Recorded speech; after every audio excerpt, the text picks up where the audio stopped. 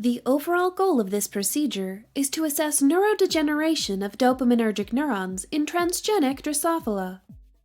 This is accomplished by first expressing the desired transgenes under the control of the tyrosine hydroxylase promoter via the GAL4 UAS system.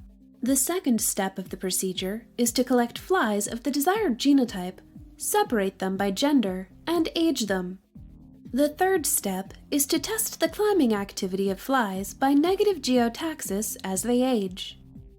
The final step is to count the number of dopaminergic neurons from dissected brains collected at different ages. Ultimately, the results will show changes in the animal's locomotor behavior and in the size of their dopaminergic neuron population.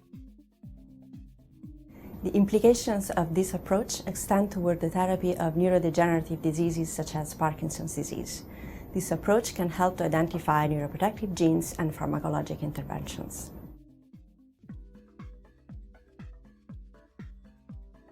To set up the assay, select age-matched flies of the desired genotypes, separate them by gender, and randomly group them into cohorts of 20 to 30 animals.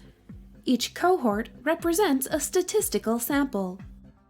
Maintain the cohorts on a 12-hour light-dark cycle to control the effects of circadian rhythms on the locomotor behavior, and at a temperature that can be replicated in the testing room. Change the cohort's vials every 2 to 3 days, and test them weekly at a consistent time. 30 minutes before the test, anesthetize each cohort with carbon dioxide and transfer them to a labeled plastic tube made from empty food vials joined with tape. The flies